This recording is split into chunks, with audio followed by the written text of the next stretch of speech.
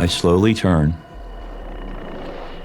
to see if I can spot it, and I see nothing. I don't hear anything for maybe a minute. I didn't see any movement outside the windows. It's just still. And I don't see anything.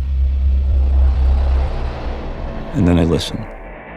And I start to hear scrabbling noises coming from my left.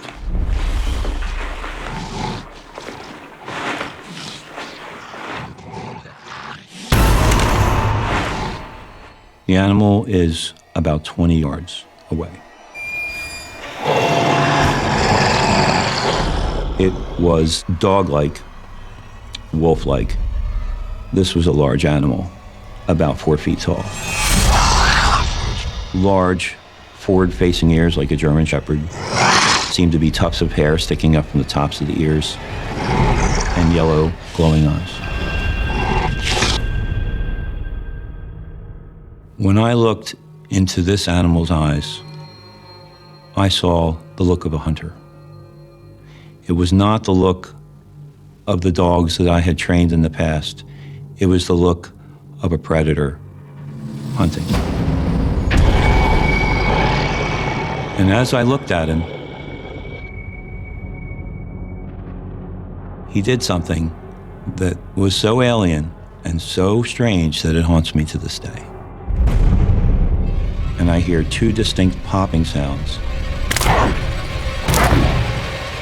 He pushes off the rock with his front feet. And he settles in on 2 legs.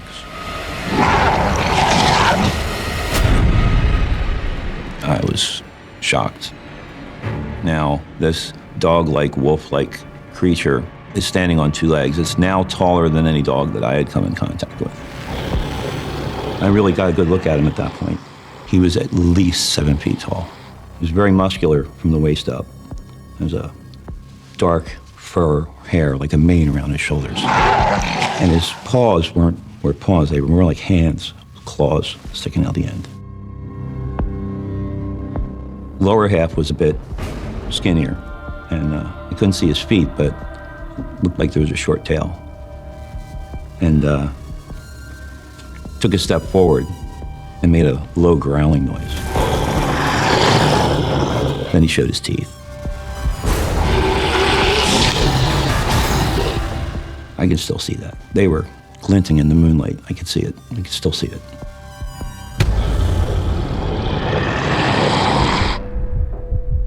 After the growl, I saw another one. And I looked at him for no more than 2 or 3 seconds and turned back, and the first animal had moved 10 yards in my direction.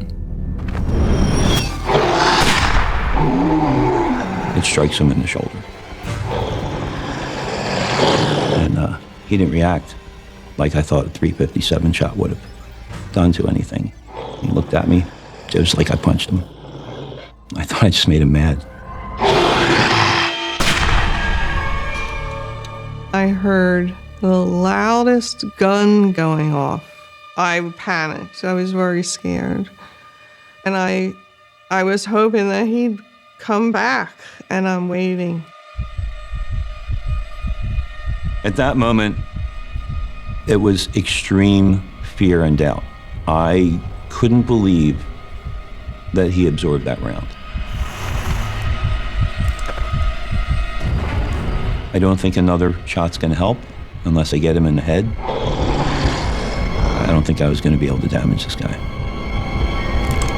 And I'm in trouble.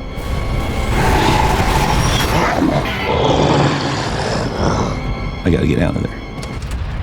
David! Then I heard him running through the gravel towards the car door. Get in the car! Get in the car! What's going on? He put it in gear and said, let's get out of here. She just stared at me wide-eyed and said nothing. She was shocked. I could tell she was in shock. In the 6 years I'd known David, I'd never seen him in that state. He was shaking. I had never felt that scared before in my life. I could feel my heart beating in my chest. I felt scared. I felt scared because he was so upset, and I still didn't know what had happened. I didn't say anything. I mean, I know Lisa was staring at me. She's just looking at me like, you know, I didn't say anything. I probably didn't say anything till we got all the way onto Roanoke. As we approached civilization, I could see he was calming down. And I knew he was about ready to tell me.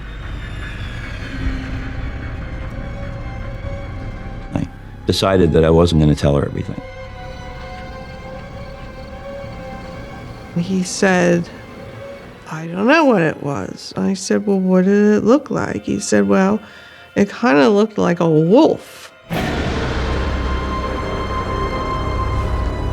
I didn't want to tell her exactly what I had seen, because I think if I told her that, it would scare her beyond anything that she could think of.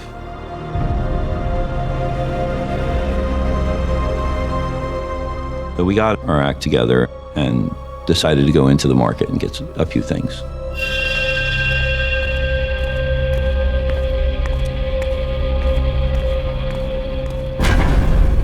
There's this truck in the parking lot. This guy in there, he's just staring at me.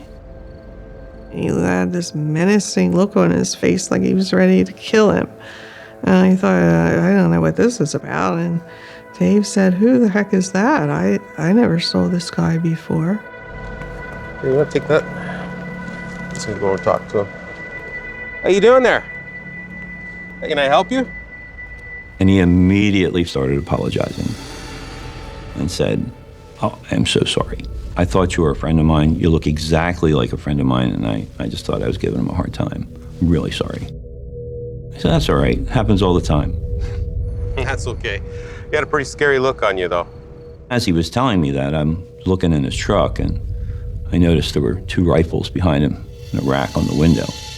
So, you ever do any hunting around here?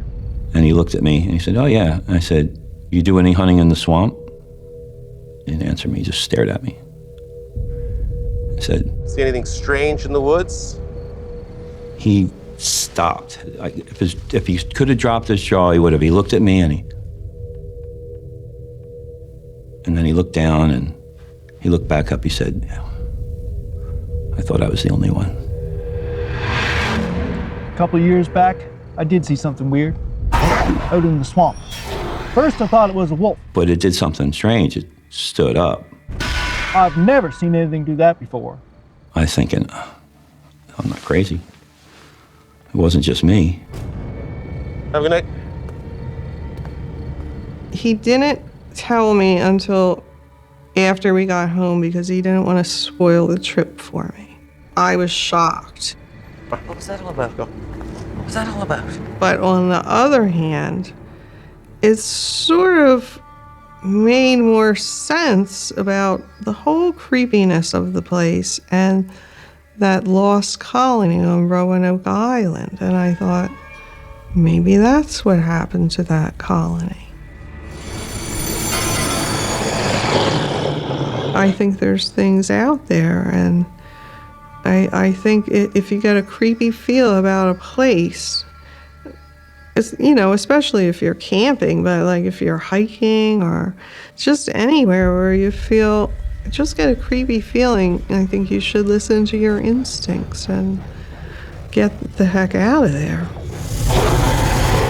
There may be creatures that we don't know about out there that can do us harm.